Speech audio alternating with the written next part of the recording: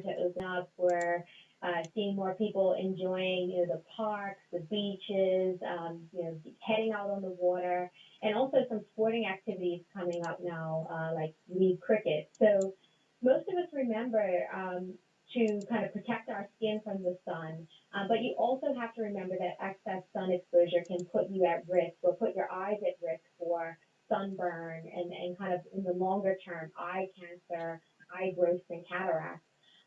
So we do have to be conscious about protecting our eyes, especially for people who are, working outdoors or who are spending more time outside for recreation. And well, we've known that that's been something that we've talked about for years and years. And that when we were young, everybody said, "Don't stare at the sun, don't stare at the sun." But the importance of it is for long term, isn't it? Yes, definitely. Because remember, just like sun exposure on your skin, we're talking kind of repeated exposure, kind of repeated damage, and we know that that has long-term implications and long-term and potentially debilitating implications.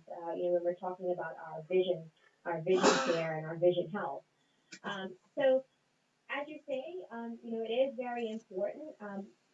And one of the key things is, if you are spending prolonged amount of time outside or in the sun, to wear sunglasses, but make sure that they're labeled as having 100% UV protection. And so what some people don't realize is there's actually a difference between what we know as polarized sunglasses and UV protection. So UV protection protects your eye from UVA and UVB rays from the sun, while polarized sunglasses really just eliminate glare, but they might not come with the full UV protection. So next time you're kind of going out and you're kind of in the market for some sunglasses, just make sure that it does have that UVB or UVA, UVB protection label on it. Also, for people who have contact lenses, some contact lenses do offer UV protection, but you should still wear sunglasses to protect your eyes. And if you have prescription sunglasses, once you kind of get your prescription lens fitted and put into your glasses, just again talk to your optometrist about getting lenses that offer that UV protection. So of course, it's summertime. Everyone wants to kind of, get some new kind of fashionable sunglasses, but just make sure that they're both fashionable and functional. Well, what we're going to do is we're going to take a commercial break, and when we come back, we want to talk about just some other added things that people can utilize to protect themselves, not only eyes but skin from the sun. Yeah. Are you feeling unwell? Do you have general questions about your health?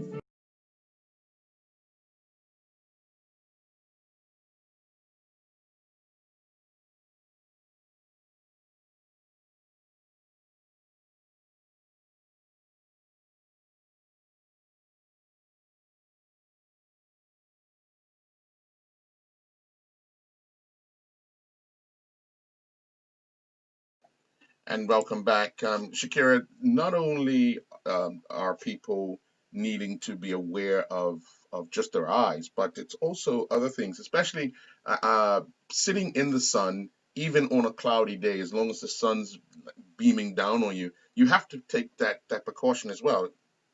Definitely. And a lot of people think, oh, well, it's a cloudy day or it's a little hazy, so I should be fine. But really, UV rays are not blocked by clouds. So you still need to, wear sunblock and wear eye protection on these days.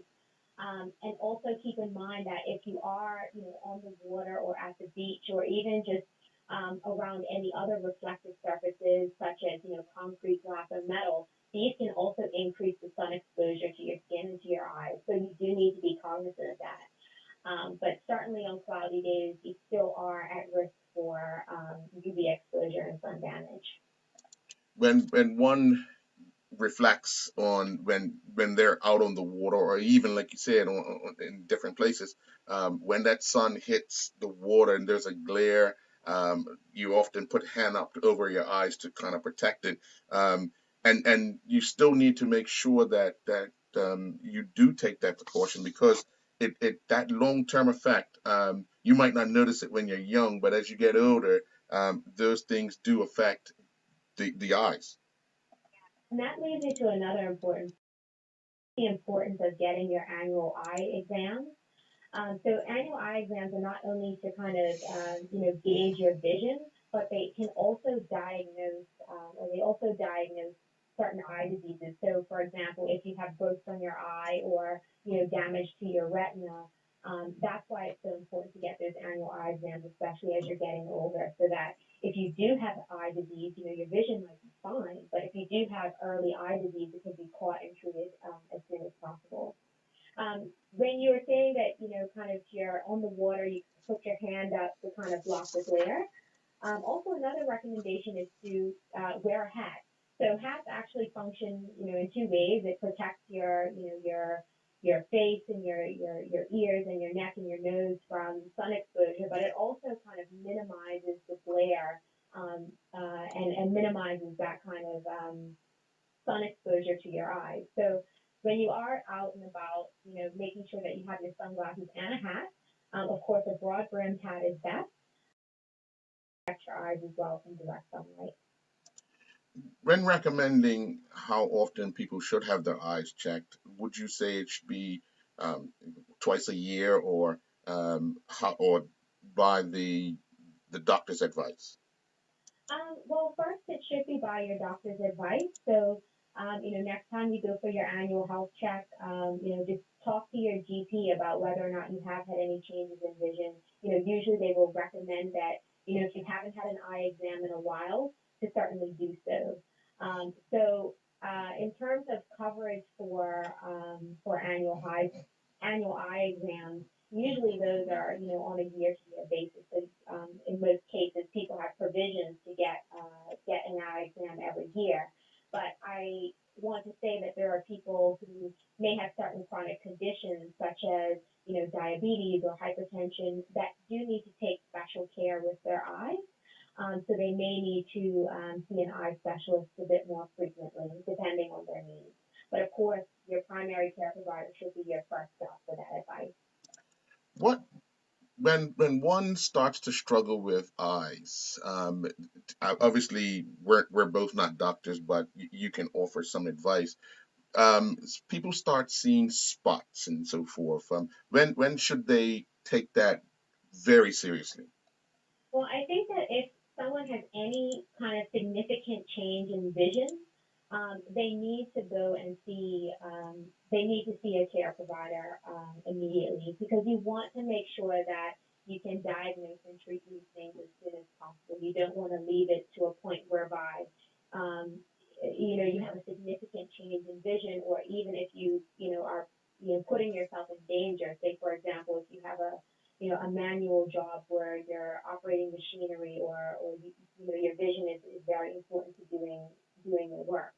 So it becomes a safety issue. So staying on top of your kind of eye health and vision, is very important, and it should be a priority. When should people, or how would we recommend when people are working indoor all day and then want to come out for lunch, that your eyes need to be adjusted because you've been working in a darker environment, and then you come out to this bright light? How should they address that? Yeah, I think for people working indoors, you also have to take into account, if you are staring at a screen, you should be taking visual breaks. And then when you go from, a dark kind of environment into a light environment, yes, your eyes will take some time to adjust. But, certainly put on a hat or put on your sunglasses to kind of make that transition a little bit easier. Well, is there anything you would like to add for the ask? Sure, and I just want to touch on a point that you had raised earlier. From young, we're told, okay, don't stare at the sun. Don't do it. But we've been experiencing some beautiful sunsets, and you kind of see people, out just enjoying the sunset. But keep in mind, even though it's a beautiful sunset, please don't look directly at the sun, because doing so can, cause damage to the eye's retina.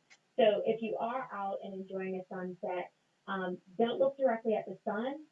Wear sunglasses, and then also just observe the colors of the clouds and the sky around the sun, to kind of get that effect without staring directly at the sun going down.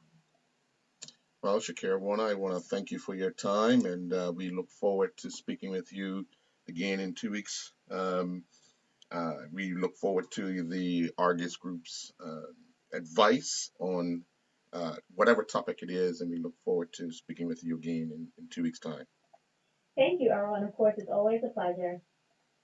All right. And we'll be back with more Inside Sports Talk Radio after these messages from our sponsors.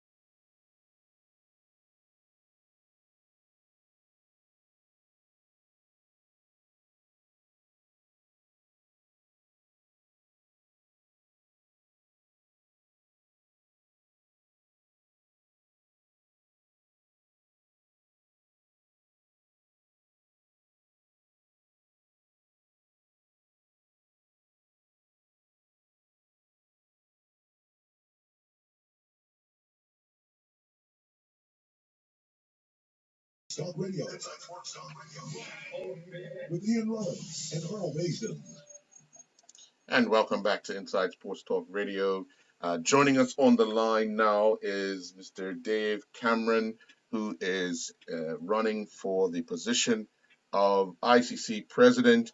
Good day from Jamaica, Mr. Cameron.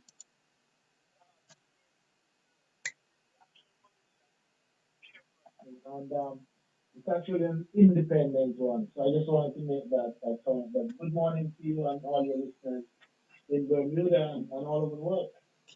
Well, we're at some interesting times in cricket, just getting started again after the COVID-19. But remembering your time as the leader of the West Indies Cricket Board, what would be your mandate if chosen to the position of which you're attempted to gain?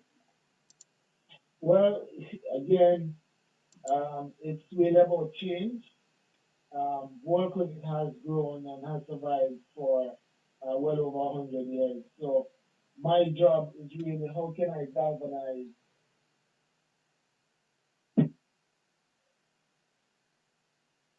Still there?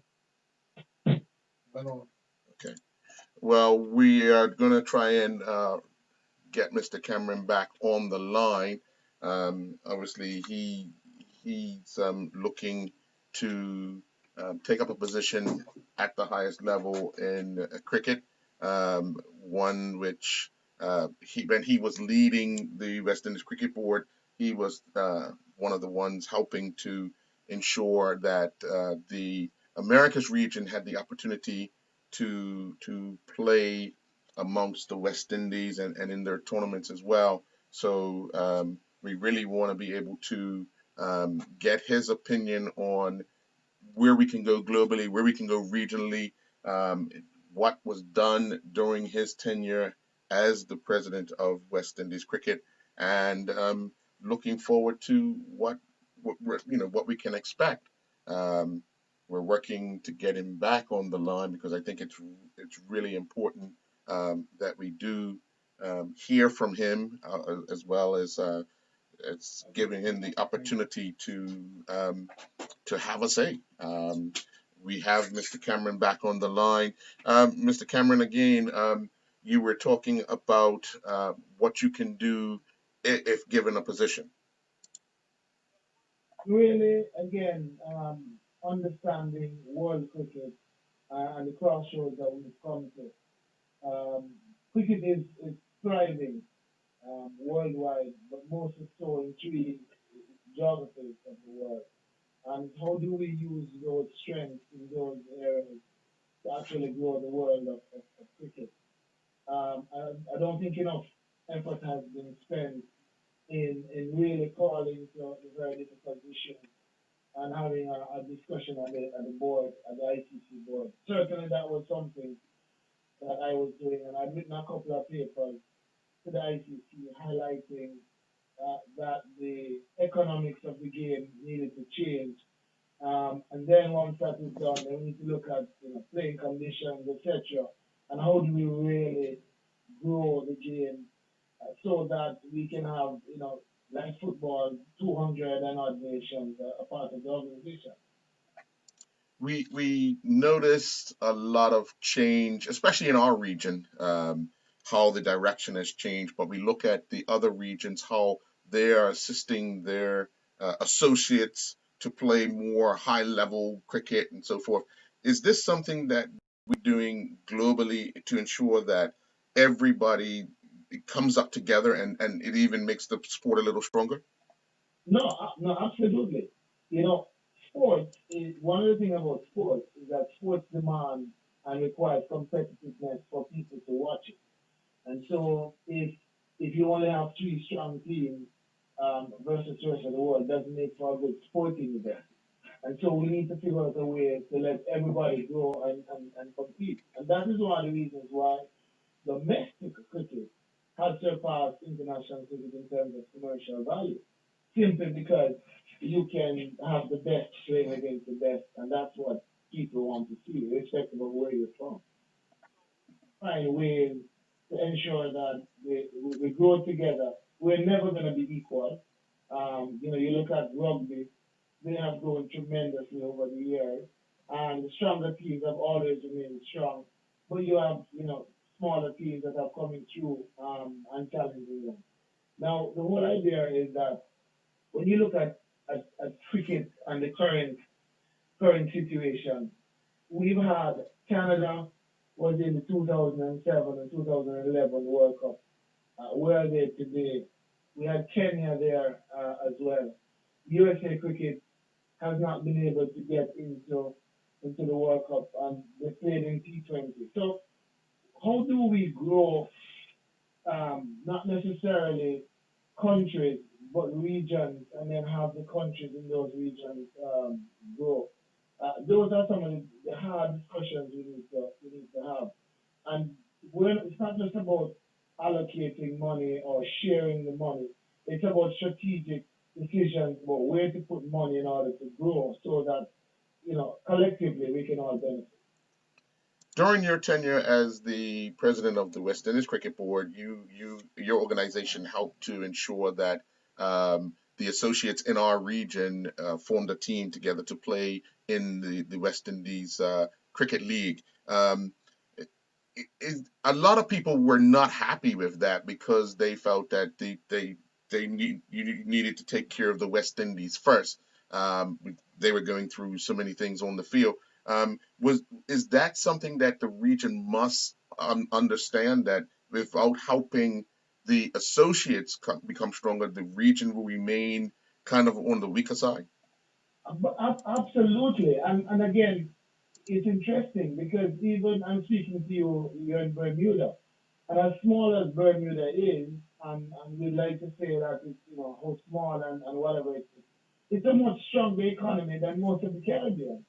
So how can we not see the value in growing the sport in geographies like that?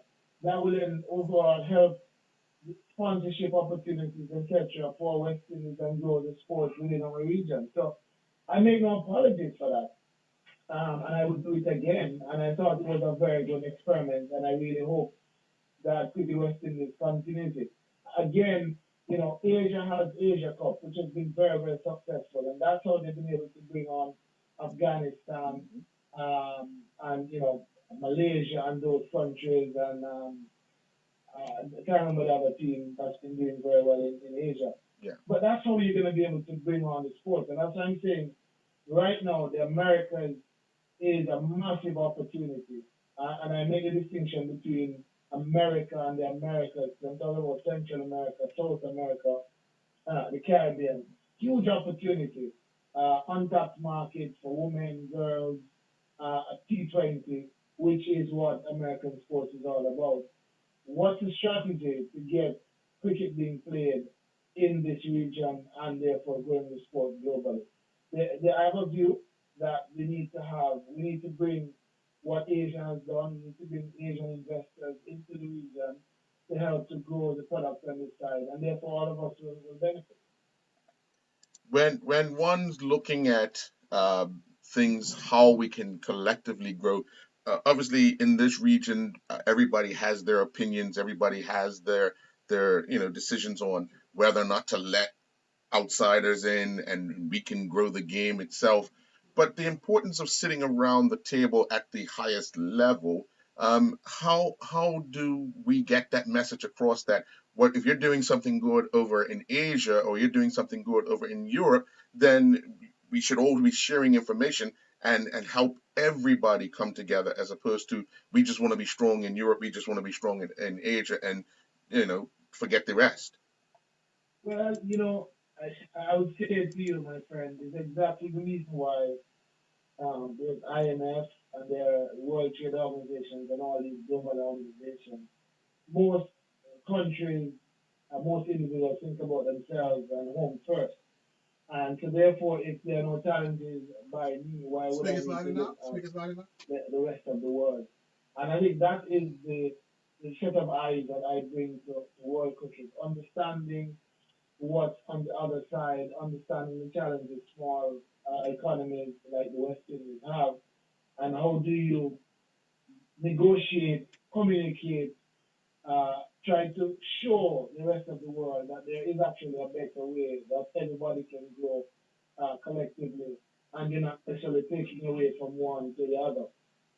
My what people have called my weakness, in that I'm confident, etc., is also the strength, and that's my ability to try and convince people to go along with a different position, and that's how we were able to get changes in the West Indies. So, it needs to have a conversation. And the one thing about me is that I'm not afraid to bring up the hard conversation, the elephant in the room. Once you understand that it's not personal, and once I can demonstrate to you what my overall objective is to get to the end of the day, is to have a greater, more vibrant sport that all of us can benefit. We often hear a lot of negative about the way you led the West Indies Cricket Board and obviously helping out the region. But having the opportunity to share your message outside of the room is I think where a lot of people miss an opportunity because they only hear you inside the room. So here's an opportunity for you. I mean, we have, I'm pretty sure, quite a few of the Bermuda Cricket Board representatives listening. What is your message to them about cricket and about yourself that would make someone want to feel as if you are the man for any position at the highest level? Well, the message is very simple. That I face adversity all the time in my life. I've never been given anything, so to speak. And my rise into cricket has been based on solid results at every level. My attitude, behavior has not changed anyone, but I've used it to understand that people, the people who are sitting in the room actually want change, but they're afraid of speaking. That's where I've been able to galvanize support because I give voices to those who can't speak. My own view of cricket is that it is a wonderful sport, and the reason I'm able to speak to you today is because of cricket. So I got a scholarship because I played for my high school to go to the University of the West Indies and I studied in the Bahamas, and the rest is history. So my entire life, my entire work is giving back to cricket and giving more persons like myself the opportunity to be a part of this wonderful sport. Where do we see right now what struggles the West Indies Cricket Board are facing, not only on the field but off the field as they start to get ready for this test match on Wednesday? Well, this there are different things. The test match on Wednesday. I really hope that we're well prepared for that. Psychologically, that's where the challenge is. Having been locked down for over a month, not being able to really roam the streets of the UK as our West Indians would like to do. But I think we have a good team, and I'm looking forward to a good competition.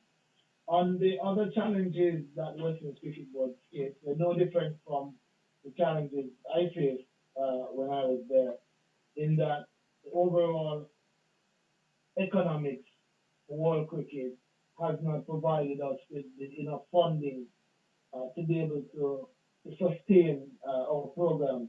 And those were the challenges that I was advocating for change at the ICC. The COVID-19 has brought them a lot more visual and quicker than would have anticipated. And so things need to change. And or the government, as I've been reading, is planning to come in and support citizens. How challenging is it that you have so many different governments and so many different rules and regulations, and everybody's looking at it in a different way, especially for their island or their country, to kind of manage all of that as a leader? You can't begin to imagine 16 countries, 16 different prime ministers, all different geographies, size, and yes, cricket is most important to most of them, not so to all. However, one of the things that keep us going is that everybody believes that the West Indies cricket brand is one of the biggest brands that come out of the Caribbean.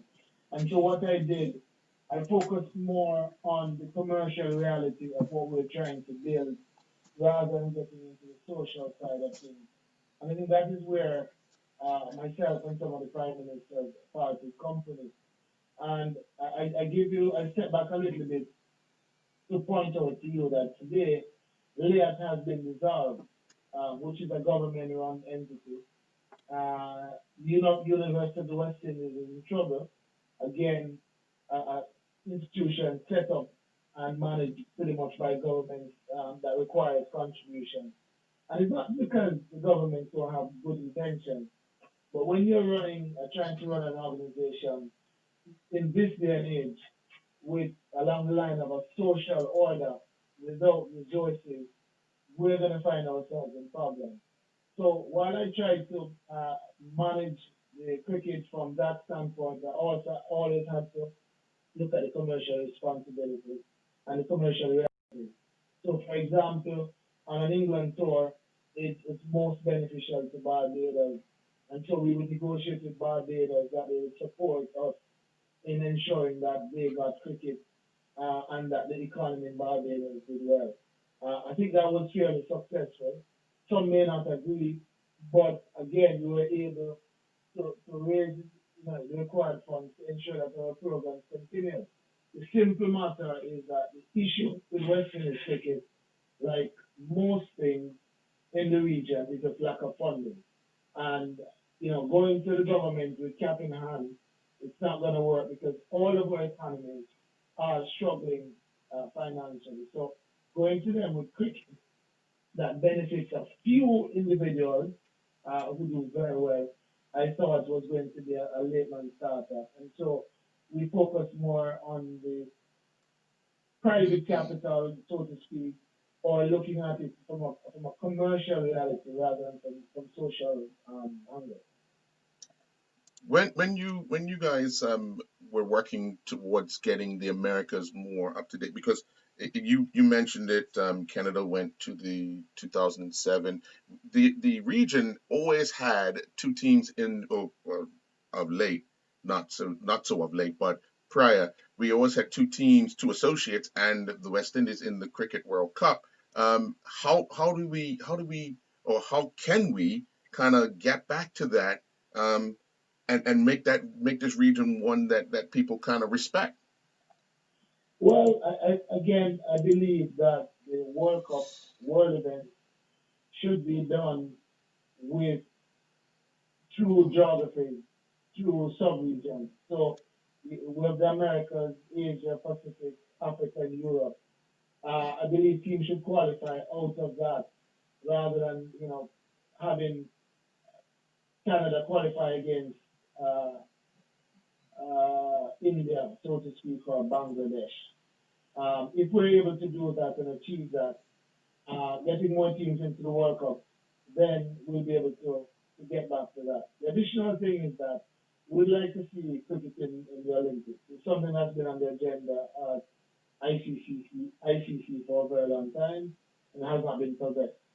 If that gets on the agenda and we get cricket in the World Cup, then countries like Bermuda, the Americas, pretty much funding opens up for them, which allows them to become more competitive, which allows us to achieve those results.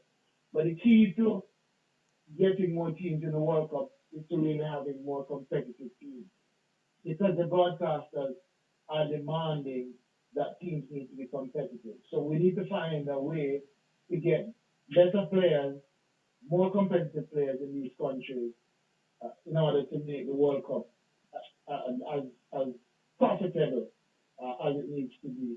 And one way of that is looking at how do we improve the domestic tournaments around the world that will allow more players from different geographies to be able to participate and thereby improving their own talent that comes back into these countries and make them all more competitive.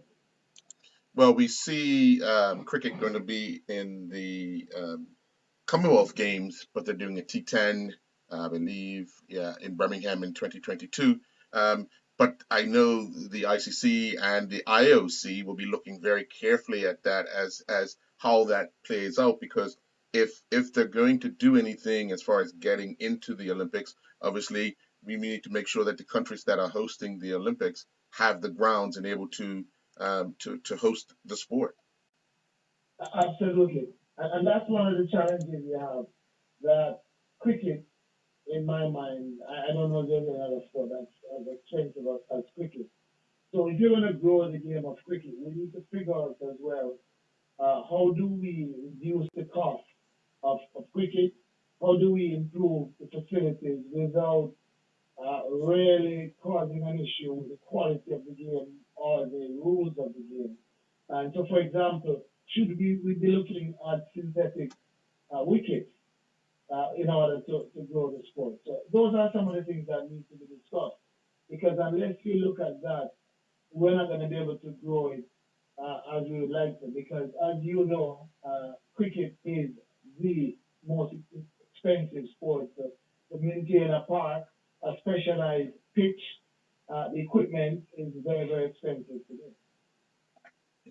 When we look at down the road, um, going to a T10, I think it's becoming the new um, the new form of getting people interested into cricket. Are we in danger of losing the image of cricket by going to the lesser or the lower numbers just to get some excitement?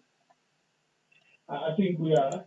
We're actually losing the essence of the sport. I mean, if you know starting to go to P10, is it really a sport of skill, or it's just the guy with good hand-eye coordination, or the lucky guy, so to speak. So I'm not necessarily in favor of T10 cricket. I think T20 is in the right space, a 3-hour event that gives enough people the opportunity to hone their skills, but at the same time, you can be an exceptional player. Um, I think the other formats of the game are very, very relevant. Don't believe that all of the geographies need to play all the formats. I think we need to be clear strategically what we want to be doing in order to grow the sport, but also preserve it in some countries. And so the dialogue between traditional and growth needs to be looked at for the benefit of the overall game. As we get ready to conclude, what's your message to anyone who wants to become an administrator of not only cricket but of any sport that they love, but don't be afraid to be that person in the room that wants to help for change. Cricket is a very uh, interesting game. Cricket strives on being the gentleman's sport. And so my own vocalism in sports and cricket sometimes is a challenge. However, it is also what has gotten me this far because where others would sit back and not challenge the system and focus on traditional is one of the reasons why we're probably taking so long to grow. So for anybody getting into administration of cricket in particular, one has to balance understanding the tradition of the game and how cricket administrators are viewed, but also one cannot give up the current situation that we're in and how do we negotiate, advocate to get change to benefit the sport overall. Well, Mr. Cameron, I want to thank you for your time. I know you're a busy man, but I do appreciate the fact that you can come on the radio and online in Bermuda and give us some insight into who the man Dave Cameron is. And I want to wish you all the best in your endeavors. I know that anyone that puts themselves out there is out there to be ridiculed until the cows come home. But the fact that you're willing to put your hand up and step forward, I think that deserves at least an acknowledgement. I thank you very much for the opportunity to talk to your listeners and to put some ideas out there. Again, I just want to make the point that these are ideas, and in no way can I go inside there and do it. It has to be a lot of negotiations, discussions. But I've been able to do that in West Indies, and that's why we're able to effect changes and grow the sport here. So I'm fairly confident that if given the opportunity, I'll be able to do the same. And thank you very much for your best regard. Thank you very much. And we'll be back with more Inside Sports Talk Radio after these messages from our sponsors.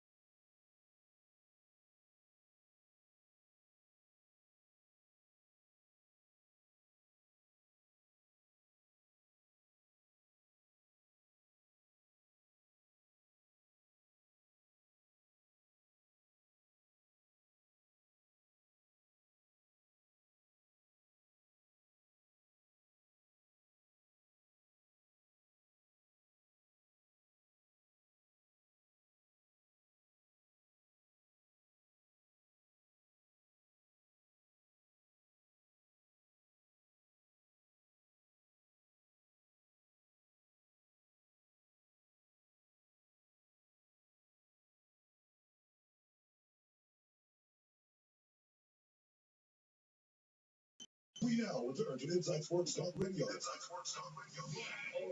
With Ian Rollins and Earl Mason. Well, we're without Mr. Rollins today, but the show must go on. It's July 6th, 2020, half the year done. We're coming close up to when we would have had the annual Cup Match Classic. The executive director of the Bermuda Cricket Board is now joining me, Mr. Cal Blankendow. Cal, obviously, the Cricket Board have released the schedule for 2020, albeit 2020 season. How are things shaping up for first matches this weekend? Good afternoon, Mr. Davis, and to the listening public in all of Bermuda. Thank you for having the Bermuda Cricket Board online so that we can actually update the general public on what's going to take place with the start of the 2020 cricket season. So as you just mentioned, the domestic cricket schedule has been released to all of the clubs, players, and the general public, and we're very excited to get started. However, this is going to be a challenging season because we have to deal with the global pandemic, which is COVID-19. And taking that into consideration, there will be a few unusual requests that persons will have to adhere to if they're going to attend, from the players, the umpires, spectators, and even us as BCP officials, and definitely the host clubs. And we believe that if everyone actually just continues to follow the regulations from the government and their personal social distancing, we should be able to carry out a respectful, entertaining, and safe season. The challenge that we're facing is the limitations of the amount of people that can be at a cricket ground. Now we know that a cricket ground is kind of large in the sense that you can get quite a few people even spaced out around the ground. Um, who came up with the number, and what is the limitations of the cricket grounds? I don't say I want to correct you, Mr. Bateman. I just want to let you know and the general public and all of Bermuda know that there are many sporting events going on without spectators. Mhm. So first and foremost, we have to recognize that there is a global pandemic, that people are dying because of a virus which is called COVID-19. So number one, the Bermuda Cricket Board wants to thank the government of Bermuda, the Ministry of Health, the Bermuda Health Council, all of our clubs, the players, coaches, captains, umpires, everyone that's making themselves available to put on cricket again for the clubs and the general public and anyone that enjoys sport. Secondly, we have to recognize that under the circumstances we're living in globally, that to have spectators in attendance is significant, and that is only due to the general public and the government adhering to the guidelines, everyone following what's being told and doing their best to keep Bermuda safe. And if you look at the international stats, Bermuda must be applauded, and we should give ourselves a pat on the back for what we're doing. But now we're getting into events, which means that spectators or individuals will participate or will attend. And the more numbers that come to any event, indoors or outdoors, there's more risk. So now that we are getting into an environment where we have to reduce the chance of anyone catching COVID-19 or spreading it, there is a limitation of the numbers. And those numbers are 250 persons in total. That includes the players, officials, um, and anyone else that has to be on the ground for a particular reason. And then we have to include in there the attendees or the spectators. Now, that number may seem low, but if you turn on your TV and watch the EPL or some other activities, there are no spectators. So Bermuda is ahead of the curve and ahead of the international norm at the moment. So, again, if it's 10 or 15, it's more than what you see on TV. And there's a paid sport, so I think we need to applaud ourselves as a amateur environment and a very small jurisdiction that we're able to even have spectators attend and officials and even have a cricket game going on, because in other parts there is no games being played at the moment. I agree, but we're looking at a professional environment as opposed to an amateur environment, and around the world there are amateur events with spectators attending. We cannot and we have to stop comparing ourselves to the professional world because they get 50 to 60,000 people to show up. So basically, I understand what you're saying, and I have to agree, but we have to make sure that we understand that we here live in a amateur world when we come to sports, and we have to start thinking like it and stop thinking like we are the Manchester City, Manchester United, the Barcelonas, the Real Madrids. We don't attract those type of people. So Just because the general public is online, I'm going to have to address this very seriously, and I hope you give me a second. Sure. In other jurisdictions where they have those high attendees to games, they have multiple medical institutions that can facilitate persons that may be COVID-19 um, contagious to come and treat them. So even though we are an amateur environment, we have to understand we only have one hospital to treat anyone who will be contagious of COVID-19. So yes, we don't attract 50,000, but 500 people in Bermuda is equivalent to 50,000 in London because they may have 25 hospitals. We only have the King Edward Memorial Hospital. So we have to be mindful that if 3 people catch COVID-19, that is the same as 20 people catching it at a game in Manchester City. So we do have to look at the professional environment and note that even though they have a larger attendee, they also have a better and a larger infrastructure to treat anyone who may be COVID-19 experienced. We don't have that in Bermuda. So the people that come to the game are also the people that we have to be mindful if our grandparents are really in the hospital, there is no room and no possibility to take them into the country. So again, we are on the small side because we are a small jurisdiction. So we are guided and we do look at international programs because more in Bermuda means less. So we have to do less to be safe. And I had to say that because the general public has to know that when they come on Saturday, they should not think that we are trying to turn anyone away from the game. Excuse me. Should not think that we're trying to turn anyone away from the game. We're actually trying to keep everyone safe. Because once the cricket game ends and everyone goes back to their homes, it's Bermuda that will be dealing with any possible outbreak. So I just wanted to make that short because that is the standard that we will have spectators, but it will be limited. And no matter how large the ground is, if you come into contact with COVID-19, you can spread it when you go back indoors into a small environment at your job, your family, or driving your car. So I just want to put that out there. Government directive, and that is a health directive. So we are guided by government in partnership with the Health Council, in partner with our clubs, and trying to find the best practice for the players and for anybody that wants to attend.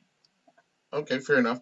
How does the cricket board plan to deal with the spectator purposes? Only because there's a double header, um, and the process, if you already have the required amount of people on the grounds, how does that second match work?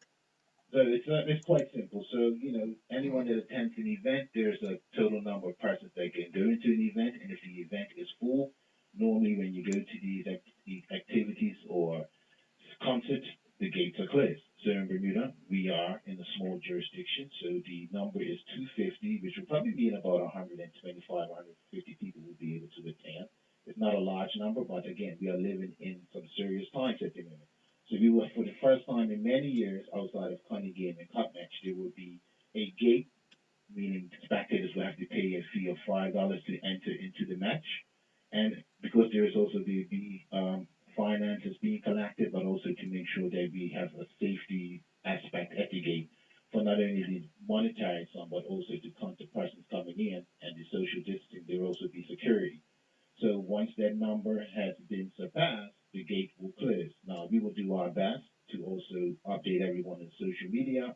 We have Twitter, we have Facebook, we have our YouTube channel, we have Instagram, we have email, whatever we can do to notify anyone, even calling into your show or even Power 95 if possible to let persons know.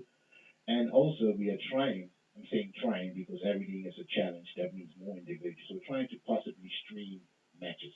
We're not sure if that's going to be able to be done on the first day, but we're definitely looking to stream as many matches if possible for all the other remaining match days because on Saturday it's also a trial. We would have to be the first time that a public event with spectators in the sporting environment above 100 people will have a COVID-19 protocol. So we have to make sure that we get that right as well, not only for the people in the cricket board, but for any other sport that wants to follow us, they can join us and see how it's done, but also number one, for the safety of the person's attendance. So we will have a gate, we will have security, and once we pass those numbers, it may seem harsh, but the gate will have to close. But we're looking to see if we can stream as many matches, definitely for our seniors, definitely for our young people. And of course, persons want to be safe. There are people that may not want to come to a cricket game because they know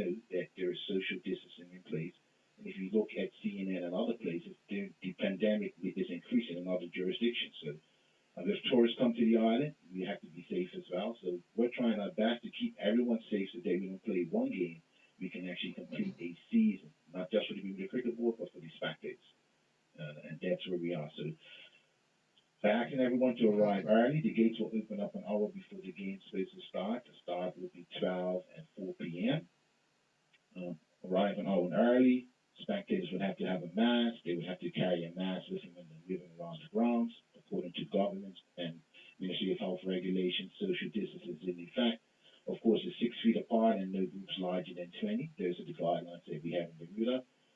Bathrooms, one person at a time, being able to enter the bathrooms. We're advising seniors, 65 and plus, and children under the age of 12, their parents to, think twice if you're going to come to the game because we know globally the scientific information we have received that the elderly are more at risk and the young people are more at risk as far as keeping them safe from other persons because children like to run around and interact with each other. And then also the spectators will have their designated player zones and they will not be interacting with the persons that are attending to see them during the time of play. So those are some of the protocols we're taking to place as well because without the players, there's no game. And we know internationally if a player has received COVID, it means that the entire team has to be quarantined.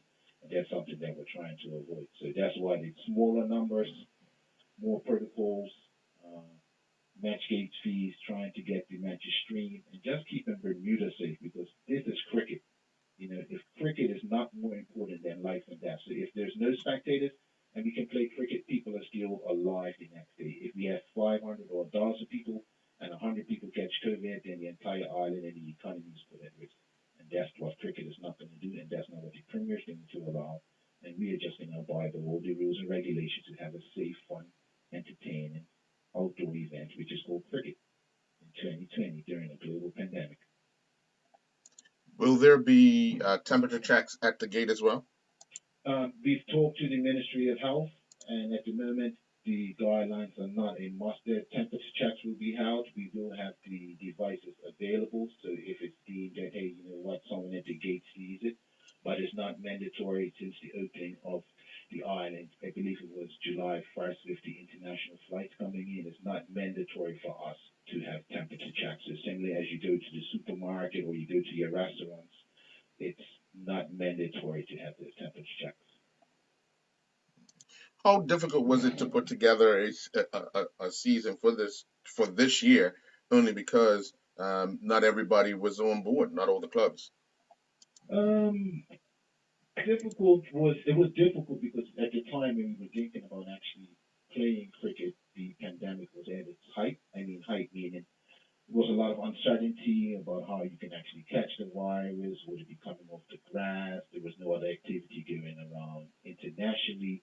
But thanks to our president, Mr. Lloyd Smith, who was always a forward-thinking person, he said, let's go ahead and plan. If there's no cricket, at least we have a plan in place. If cricket is able to be played and we try to put a plan together, it's going to be challenging. So we were at the forefront, just working from week to week, saying whenever the season's going to be ready to start, we're going to be ready to start. And we collaborated with to do the Health Council, Ministry of Health, the EMO, Emergency Measures Organization, overseas cricket partners or other jurisdictions. So we looked at what was happening at the ECB, what was happening in Cricket Australia, ICC Americas, and ICC in general, and just putting all that information together, a lot of emails, a lot of calls, and then we were able to put together a document that was forwarded to the Bermuda government. And after much debate and scrutiny, they were able to advise us and inform us that cricket would be played. And again, those parameters that were during the beginning, no spectators at all, 5 spectators, 10 spectators, they gradually were lifted as the island showed that the number of cases in Bermuda is actually diminishing. And I think to date there's no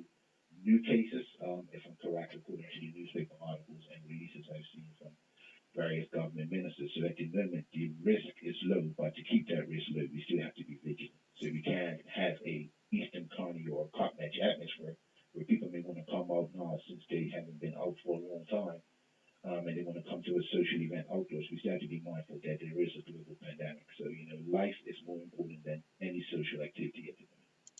How will we be able to detect if anyone coming into the ground and or a player has the virus? But that's a good question because how do we detect if anyone has the virus at a restaurant or a grocery store? As the government guidelines say, if you feel unwell, do not go to your place of employment or any other social activities. Stay indoors, notify or call your general practitioner, and even if you need to go to the hospital, call first so that they can be aware of your arrival and give you those guidance and measures. So that's the same way for someone coming to a game. Because COVID-19, it's asymptomatic. I can meet you at the grocery store on the way to the game, and then you can have it in your system, but it's not detected until later. So the temperature check is not going to be detected at that point. So first, it's personal responsibility. Secondly, it's social distancing measures that are already in place by the government of Bermuda. Thirdly, is for the BCB to make sure that those measures are followed prior to getting into the ground. So we remind you of our signage and verbal communication. Once you're in the ground, we will have COVID-19 officers or match commissioners, officials that would actually make sure that, we remind anyone in the ground to follow those procedures that they should really be doing. And of course, in general terms, if someone does feel unwell, they can notify us. We will record it. They go to the general practitioner, and we will, of course, also have a device that if we know that, hey, you know what, this person doesn't seem to be feeling too good, we will take their temperature check because that can happen post once they arrive indoors, into the grounds. We will take their temperature check and then make those necessary recommendations. But in this world, personal responsibility is first and foremost of the pandemic. If you're not responsible for yourself, then it's very difficult to control anyone. That it's a difficult thing, and we've seen things in the newspaper and social media already about personal responsibility globally and domestically. So personal responsibility for anyone is first and foremost social distancing, wear a mask. If you're not feeling well, stay at home. If you're over 65, consider if you need to come to the game. If you're under 12 and your parents, maybe you should stay at home. And we'll try to provide an environment by streaming and also updates on social media. So I just want to go to that. We're also working with On Track, who has our schedule, two young Bermudians who have put together a great platform. So again, we're looking to get as much real time update as well for anyone that wants to follow their favorite club. And we can hopefully do updates as quick as possible, do Cricket HQ, where the general public can log onto this platform and we'll get some more information out on that for anyone who didn't follow it last year, and they can see up to date scores over by over, ball by ball, as long as the scores are in the zone where Wi-Fi is attached, then we can update anyone globally on this match. So again, we're doing our part, but number one thing is safety for self. Coming to a game and not being alive the next day doesn't make sense at all. So if you miss it, it may sound hard, but you still do it with your family and friends the next day. Where are we, or have we started to talk in the region as far as what will be the next step for national teams? National team cricket has been suspended by ICC and ICC Americas due to the pandemic, and I believe that until the end of 2020 there will be no international competitions taking place, definitely on ICC Americas. We believe that probably in the first quarter, maybe March or second quarter starting April, that cricket would resume. And I believe it may resume first with the ICC Americas T20 qualifiers, and then later in the year, looking to do the Cricket World Challenge League Division 2 50 over matches. But again, those tournaments are dependent on how is COVID-19 in the other nations, because the United States is in our region. We have Uganda, we have Italy, and I believe we have Kenya as well. So imagine if the United States is supposed to participate, but in every state there is a high number of COVID-19 um, persons. So they most likely will not have the right to travel to other international jurisdictions to participate in the tournament. So does the tournament go ahead without the United States, or do you postpone it? So we will have to wait to see what's happening with the pandemic. Worst case scenario, the pandemic stays where it is and we don't have any international cricket for another cycle. No one can predict what's going to happen in the next 6 months. That's the world we live in. Back on the local scene, the league structure for this is no one up, no one down. Yeah. No promotion or relegation. This is a straight T20 format in each division. So it'll be the Premier Division and the First Division. because it's a condensed season and noting that every club may not have a full complement of their players. If some certain players may wish not to participate, we also have to be mindful there are certain players are present in the community who may not have been employed for a long number of time. And if they're now getting employment, they may wish to work additional hours. So just to make it fair to everyone, we're being very flexible to state that there's not going to be any promotion or relegation, but there is going to be cricket played, and also allow some of our younger players this season. Mr. Arnold Mendes, our vice president, is the head of our U19 national team. They are playing in the evening league, and they're also playing in the first division. And some of those players also registered with a Premier Division team, so we're giving them as much opportunity to play, and hopefully their tournament which was which is scheduled for next year will be played. So again, it's an opportunity for all of us to play cricket and be part of cricket and try to do our best under some trying circumstances. Obviously, you guys were meeting with clubs. What were some of the outstanding issues that the clubs had with starting the season? Yeah, well, the first point that some clubs made, and it's a good point, should we play cricket? And, that was for the clubs to be decided. And the majority of clubs said, hey, yes, let's play cricket. And then what does cricket look like? And then it came to one format of cricket because the season's being condensed. And then if it's one format and we're trying to get as many matches in, that means T20. And then after that, it's okay, how are we going to be smart about this and safe and secure with the pandemic? Okay, reducing the number of grounds, limiting the number of spectators, having a gate, having security, and rules and regulations for players. So just as we're talking about the spectators, there's also certain rules that the players have to follow. And it's not only the spectators that are going to be challenged. So the players have to arrive early, have to stay in the designated grounds, have to wear their mask as well, and that's still going to be playing the match. No usage of the showering facilities. Something that is normal in Bermuda. No sharing of beverages, and definitely not interacting with spectators while they're playing. So it's normal for you to go to see your granny, your cousin, your son, but when you're with your team, you have to be with your team. That's what we're asking the clubs and the players to do, and everyone has to be in agreement and is in agreement with this because without this, we're not going to be able to have a successful and long season. Was there any thought in having another format of cricket? Um, yeah, I mean, it was interesting to hear Mr. Cameron online as your first guest. We talked about potentially having the 50 over, and then it's being that it would not be enough matches to be played. Then, of course, T10 came up as well, but T10 was seen that it was not the right format at the moment, and that T20 would be the best format as far as developing the players, enough overs for a game, and also enjoyable by the spectators. So it was the T20 was the right format. When we look at how we plan to move forward, not only for this season, but do you see cricket now changed for the foreseeable future? Yes, cricket has changed. Cricket is actually it's making us think, and which is good. It's also letting us know that we can take the traditional norms for granted, but we also have to move on from tradition. So, cricket is always about freedom of movement for spectators and players, and that's fantastic. The warm atmosphere that Bermuda has and that Bermudians offer to each other. And now, due to COVID-19, we have to be a little bit more restricted, which is something out of our nature. But again, those norms are not going to be for one season or one year. I think this is going to be the future of sports and even how we interact with each other for quite some time. Not something that we're happy with or I'm proud to say online, but we all have to be mindful that the world is not going to change overnight. So we are going to have to operate under different norms. Also, how do we blend the game?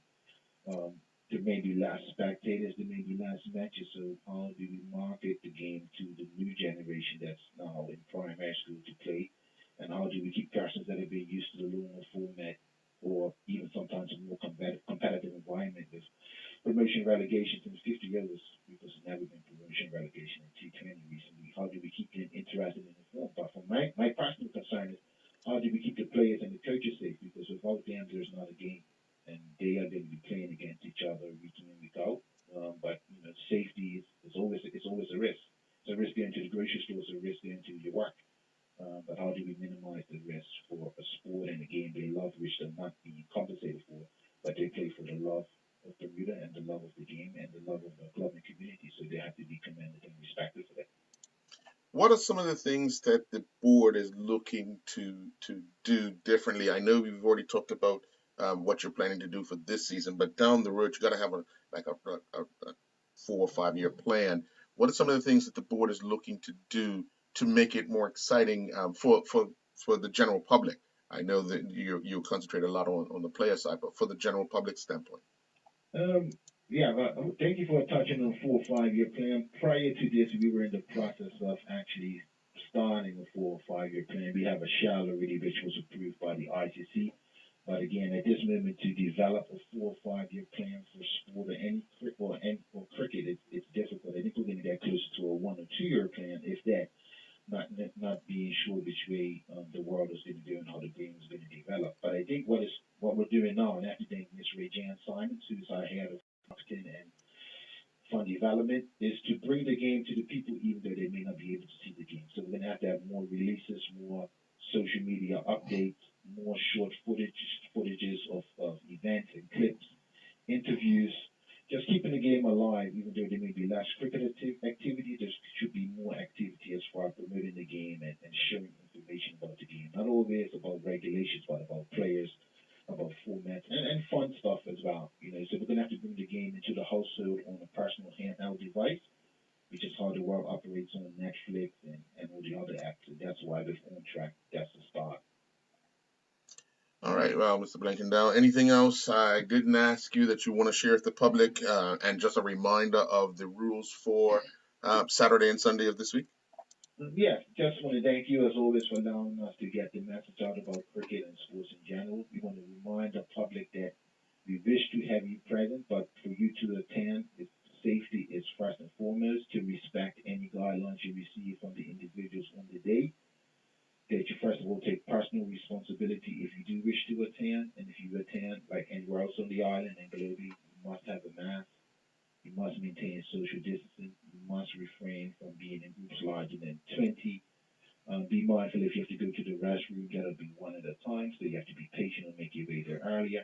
And we're asking seniors and persons under the age of 12 to really consider if they need to be at the match. Definitely there's the limited amount of people at the grounds and to keep you safe. And that all the spectators, just remember that once you enter to the ground, the players are the players and you are the spectators, and we're going to keep a little bit of distance more than usual. And at the end of the day, can we have cricket played from July the 11th all the way to September the 13th? And that we can return at the end of this season and say that the numbers in Bermuda are still low or no new cases have been found. And then we can start planning, as Mr. Jason said, for a 1 or 2 year plan, which would definitely be long term under the COVID-19 pandemic. And I just want to say this to Mr. Basin because, I appreciate the question he asked that. He made a good point that we shouldn't always refer to ourselves in a professional environment. But in this aspect, I believe that we have to actually look at the professional environment. If they have all the money and all the setups to take care of their players, coaches, and even the spectators, something goes wrong, little Bermuda that doesn't have that, I think we have to be safe than sorry. And having one spectator in the ground is a little bit more than elsewhere in the world. But together we'll make it happen. It could be in September that the government says, "Hey, we're COVID free, and we can go and have as many spectators as we want." So we still have the guidelines in place, but we can have more people attend. But if not, we're safe. It's sport at the end of the day. I think it was Bill Shankly that said, "As I clear, sport or football is more important than life and death." And then someone else said the other day, it's not COVID-19 to show you that life is more important than sport. We have a passion, but without your life, the passion is gone. So thank you, Mr. Basin, and have a great day. Well, just before you go, will you be releasing this information that people will be able to see in a short time? Yes, we have all this information in front of us. We're just doing our final checks with the clubs today and tomorrow, actually all week. So we're going through each line item with the host clubs. Then we're going to meet again with the captains and coaches and also all the clubs. We just want to make sure that everyone's in the final agreement, but information will be released on a day-to-day basis. So I believe that by end of day today, this evening or early tomorrow morning best, we'll be releasing all the spectator requirements. We'll have discussions with the umpires.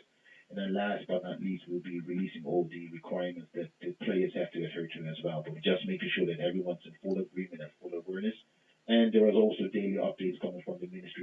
Bermuda Health Council. So we want to make sure that we have the latest information to all persons so that everyone can be current and can be safe. But I want to thank you for your time, Mr. Blankendale. Appreciate it, and informing the public of what they can expect if they show up to Wellington Oval on Saturday. And of course, there's another doubleheader on Sunday as well. So we look forward to the start of the cricket season and getting back to some normalcy of sport in Bermuda. Yes, thank you very much, and have a great day, Bermuda. Be safe. And we'll be back with more Inside Sports Talk Radio after these messages from our sponsors.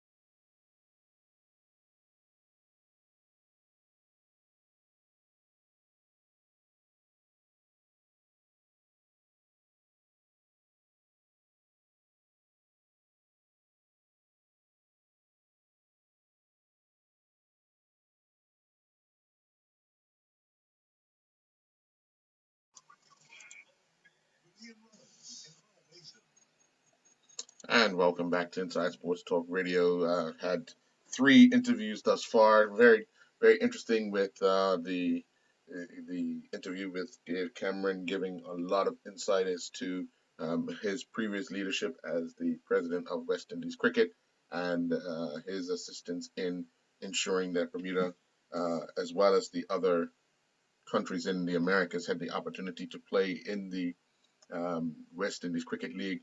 But that's all going by the wayside because obviously now they're looking to get into the market of the U.S. So they kind of done away with the shared Americas team to make it an American team.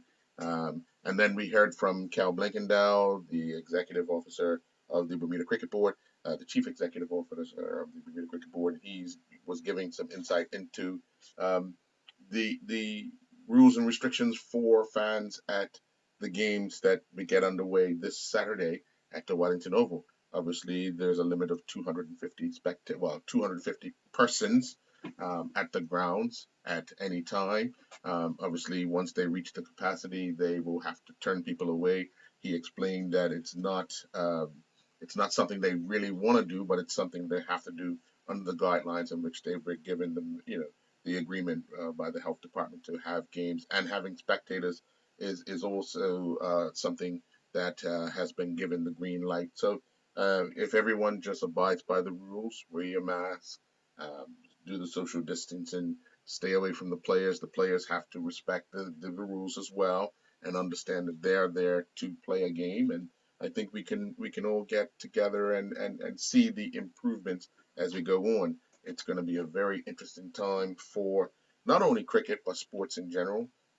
We've had tennis start, we've had golf start, we've had other various events get back underway as well as training for a lot of athletes. So we're doing our part in Bermuda to ensure that we get these things up and running to make people feel as if there is some normalcy with the COVID-19 still in the back of one's mind, and the safety of themselves and others around them to ensure that we do the right thing. So um, we will be keeping an eye out for the releases from the Bermuda Cricket Board, and giving those updates as we get them. So we're looking forward to how things materialize this weekend and how they respond to them come next weekend. So joining us on the line now is Miss Renee Fox.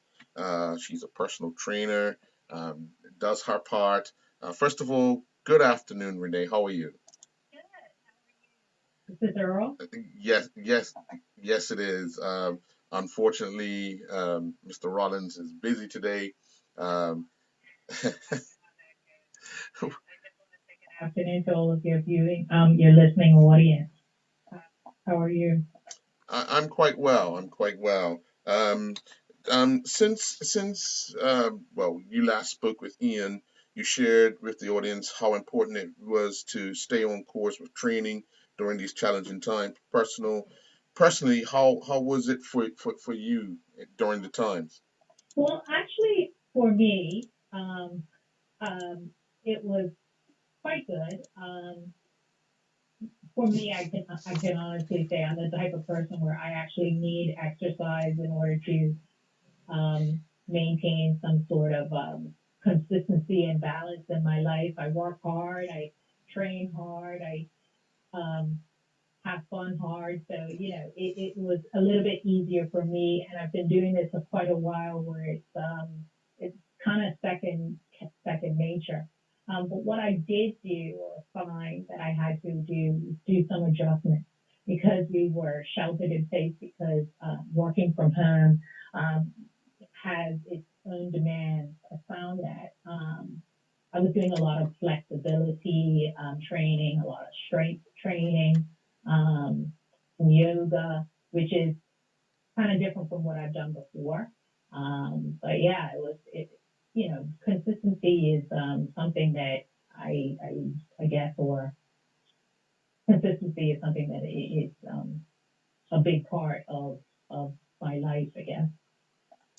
How many different things around the house were you using to do these things that you would have never thought to do any other time? Well, actually, because I was doing flexibility and strength and stuff like that, I didn't really require a lot of other equipment. I have, small dumbbells at home that I use, but yeah, you can use bags of rice, unopened rice. I've used water bottles. Yeah, just look in the pantry or look around the house and find stuff that weighs about 3 pounds or even 5 pounds. And yeah, there's so many things that are available around your house that you can use. I had a small bench that I used to do step ups on.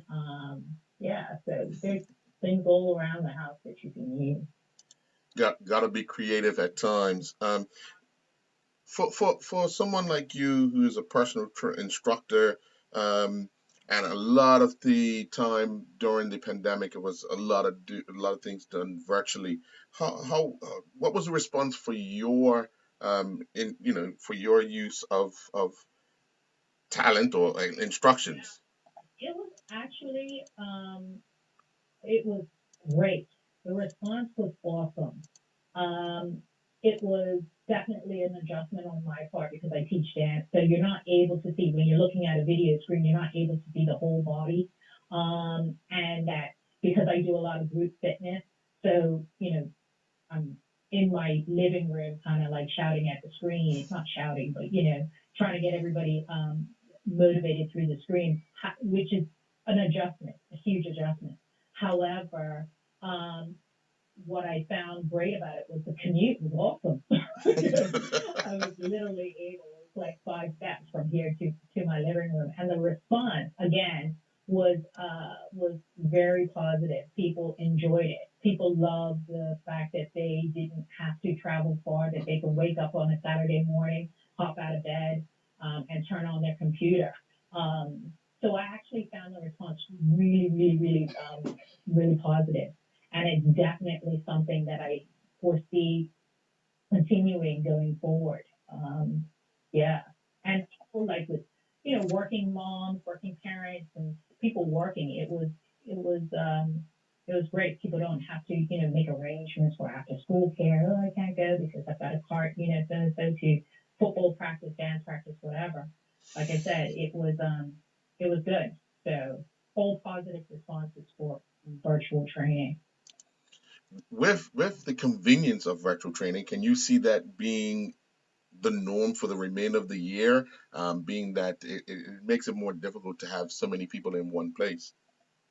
Um, yeah, I think that it is definitely something, and in speaking with friends um, who are in the fitness industry, it's definitely something that we would certainly have to consider going forward. Gyms now, people are still hesitant, even though we're in phase four and the gyms are open.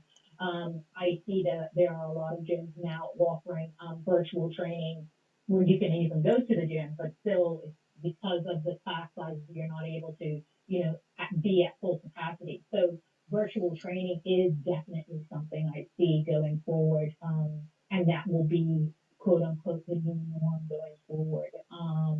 Yeah, it's a whole nother trend I see going, and because it works so wonderfully within people's schedules. You can, like I said, get up if you're a morning person and do your workout, or you could do it late at night. So you're not, you have some flexibility in your time, and virtual training allows you to be flexible. So yeah, I definitely see it going forward. As an instructor, and you like to be a visual person, because if the person's in your presence, you can actually see a lot more. How difficult is it for you doing it online? Because, like you said, you can't see the person's whole body, so it's got to be a challenge for an instructor. Yeah, it's certainly a challenge and an adjustment. Yeah, it takes some time. It takes definitely from a trainer's perspective, it definitely takes some time getting used to.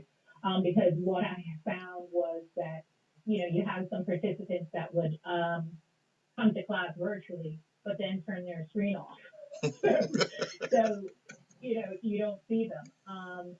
But again, I've made adjustments in terms of the cues that I show, the cues that I have. A lot of options. So you're meeting everybody's ability level, because you're not able to see them, and a lot of it again, kind of you trust that your participants are being accountable and being responsible. And I am mindful, always mindful when I'm doing my routine of the ability level. And I'm mindful that what, you know, I'm mindful that the instruction is not something that I'm going to, that um, I guess encourages, or that make sure that form is something that we pay attention to. So yeah, you have to, from an instructor's point of view, we have to be very careful, very mindful, and very intentional about what we're going to do for the workout, so that we don't have injuries, or we don't have people that just push themselves too far and when they're not ready.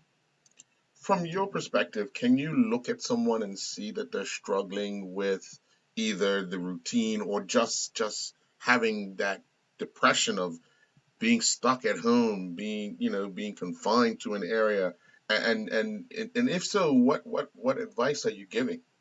Yeah, I mean, it's so it's not strange, but you know, this is, my approach has always been, call me, text me, whatever. I like to think that I am an open door and, my life is no secret. And there are no secrets. I try to be as open and as honest with everyone um, as I can. There have been times where I've had some dialogues with participants or with people just to give encouraging words. We have, I keep in touch, you know, on social media or even, through email and WhatsApp.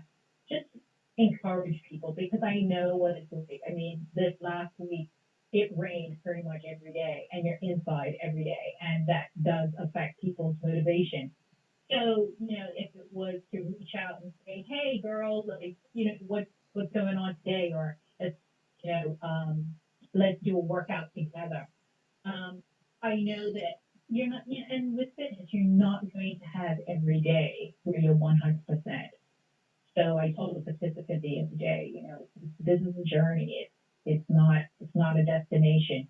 Just celebrate. Don't worry about what you didn't do, but celebrate the things that you did get to do, and keep moving, keep trucking. Look ahead. Don't look back. So I found that we continue to encourage each other. We continue to empower each other. And so, yeah, that's the only thing that's going to keep people motivated. But I mean, this is real life. You're not going to have days that are every day is not going to be 100%. That's the reality of it. But to stay as positive as you can. Yeah. Looking at it, someone standing on the fence and wants to get involved in a class of yours, what could one expect from instructor Renee? Oh, well, um, definitely to have fun. That's first and foremost thing. I always say you don't need any dance experience, any experience at all. You can walk up on the street. The only thing that I would require from anyone is to have fun. That's it. But you could expect a lot of energy from me. You could expect to have fun. And I really honestly, a lot of people stay away. I found that there are a lot of people that kind of stay away from gyms because, oh, I can't do it, or I don't have coordination, or none of that matters. I just want you to move. And if you're having fun, then I've done my job. That's, that's it. And, yeah, and hopefully you will keep coming. It's not a competition. No one's going to judge you. And yeah, because I find that, we're our own worst critic and we put ourselves down before we even get started. So, yeah, just try it. Try once, and if you don't like it, that's cool. You can try something else and keep trying until you do find something that's your niche. But yeah, just have fun. That's my main thing. Have fun, and I'll do the rest. We know when school's out, it's summer vacation. So even though we are in the working world, we still think summer vacation. So a lot of people do a lot of extra things, such as eating, such as drinking, and so forth. But can you share with us how to sustain the challenge of binging? Is if that's you know I find again it is I wouldn't say I would never, but I don't like to use that word diet because I don't know, it freaks me out. As soon as someone says to me, don't eat it, that's probably going to be the first thing that I'm going to crave. So I think balance is definitely something that we all need. I think that being intentional, I would use the word being intentional about, or mindful, I guess, about everything that you put on your plate. Um, but by all means, being mindful or being intentional does not mean that you can't have that dessert or you can't have that ice cream or you can't have that drink. But moderation is key. Life is for the living, and you have to have some balance, and you have to enjoy life. And so, um, if you can, like I said, be mindful, then I think that the probability of binging or overdoing it will not probably will be the the incidence of binging will probably be reduced so long as you're mindful. You know, I know we have barbecues and things like that, and there's macaroni and cheese, there's peas and rice, there's potato salad. Well, maybe if you just have one, maybe if you just had just the peas and rice and the salad and the chicken, you know what I mean? And then at the next barbecue, you can have whatever. So I think being mindful is so that you're not restricting yourself, but at the same time that you're having balance. I think that's key, and you'll find that you are less likely to kind of be down on yourself that evening or even the next day and saying, "Oh my gosh, I just ate a whole plate of, you know, of junk food." You know, balance is key, moderation is key, and have the dessert. You deserve it. You worked out, you deserve it. Have the dessert. I'm glad you said that because a lot of people believe that if they're doing some form of exercise, it's okay to then have the extra. When does the extra kind of start making sense or don't make any sense, especially when you're just starting out? Well, again, it's moderation. Extra it does not mean every day. Extra is having the dessert necessarily doesn't mean. I mean, I have some friends that do fitness and they are, they have this sweet tooth. And so, it, again, it's one of those things where, again, being mindful. And it doesn't being mindful and being intentional. It doesn't necessarily mean that you can't have. So it's because it's not like I said, and that's having a diet. And I don't know. To me, it's just diets don't really make sense to me because as soon as you stop the diet, and they're because I really honestly think that they're not sustainable. Um, so having balance and having a good balanced diet with the desserts and you know you don't really need extra if you're having a little bit, uh, you know, every other day, rewarding yourself with, a small slice of gingerbread instead of, the little pan of gingerbread. Another thing that helps I find too, is don't buy it. It's expensive. That stuff is expensive. And, if you don't buy it, then you really don't have it in your house to eat it, right? Yeah, trying to convince someone don't buy it when they're used to buying it is the hardest thing, isn't it? Well, if you're trying, again, being mindful. So if you're mindful, then you would make better choices about it. That's the way I see it. Yeah. One last question. Because I mean, I see you training a lot. Um, is training for you convenient, or whenever, like, when I say convenient, whenever you can do it, or do you do it at a specific time to allow you to get what you're looking for? Yeah, training is again, it's part of my life. Um, in terms of it's something that I love to do. It's something that keeps me, like I said, that I have balance in my life for. And I get it. Not everybody feels that way. I know lots of people that like exercise. I hate it. They'd rather, put their eyes out. So I get it. So for me, training is something that relaxes me.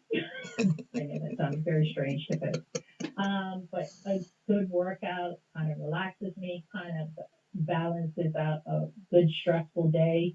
Um, so it's something that I look forward to every single day. Do I work out every single day? Absolutely not. There are days when I just don't feel like it, but I always say, okay, the other day I really didn't feel like working out, and I said, okay, well, you know what? I'll just do 10 minutes. I'll do 15 minutes. No, I said I'll do 15 minutes, and if I get through the 15 minutes, then I could probably do a half an hour. And guess what? Before I knew it, it was like 20 minutes, and I was like, gosh, I've already passed this 15 minutes. So it's just kind of like getting into it. I don't feel like working out every day, But yeah, that's why I kind of train every day, is because it's not because I want to accomplish anything. It's that the only thing I really want to accomplish is to feel good, to get those endorphins going, breathing in that air, and the mental challenge in my mind, and things like that. That's something that I really actually enjoy and look forward to. So for me, but it was a process to kind of get there. I wasn't like this every day, all my life, I should say. It was something that kind of came up later in life, and I really enjoying this stuff, and the mental challenge just kind of kept me going. So that's what it is for me. Well, what are some things that you would like to leave our listening audience with, like a personal message or just some encouragement? Um, well, I would honestly say to your listening audience again to um, is to keep going, and it is a journey. It is not a destination.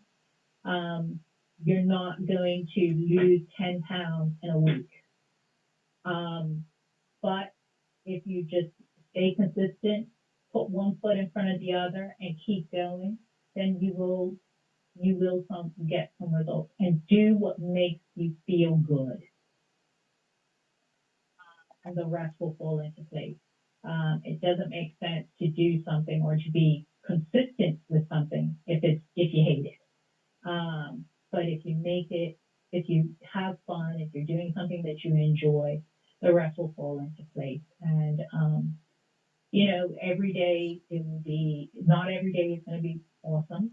Not every day is going to be a celebration or a victorious day.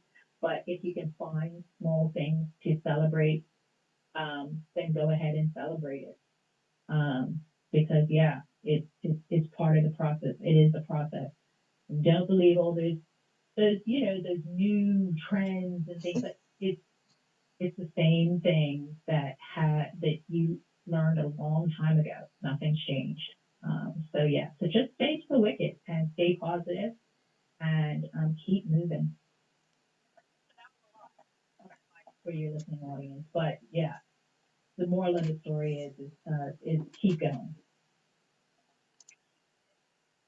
Well, I want to thank you very much for your time. I've enjoyed the lesson of today. Keep moving.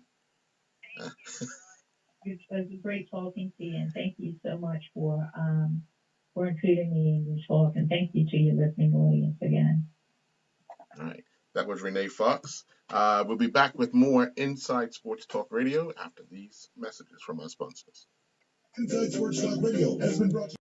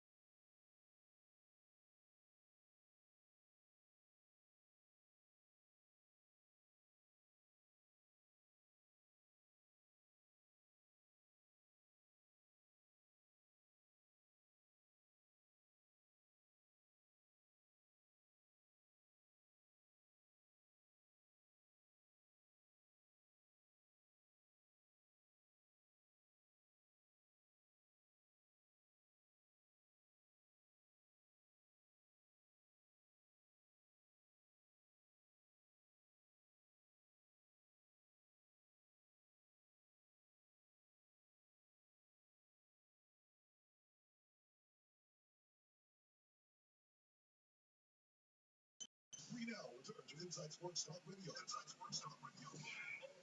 With Ian Rollins and Carl Mason. And welcome back to Inside Sports Talk Radio. We've had a full day of guests. We had Shakira Warner from the Argus Group. We also had Dave Cameron, the former West Indies president, cricket board president. We had Cal Blankenau from the Bermuda Cricket Board, and we just finished with Renee Fox, who was giving advice on just getting moving. We've been stuck inside for so long, and it was time to hear from others. Even if you're not going to be a part of her class, just get involved with what you want to do, and just keep moving, and start to feel better about yourself. I know a lot of people have been mentally stressed over these last few months, but giving yourself that opportunity to get out and do something that takes your mind off of whatever problems there are, it's an opportunity to do just that. We've come to the end of our show. I want to thank Brother Don Bassett. Thank you, sir. Yes, sir. He's been with me. Unfortunately, I do have to apologize for Mr. Rollins. He got tied up today. So we'll be back next week, Monday. I was going to say Wednesday. Next week, Monday, with another host of another show of Inside Sports Talk Radio. Do enjoy the rest of your day.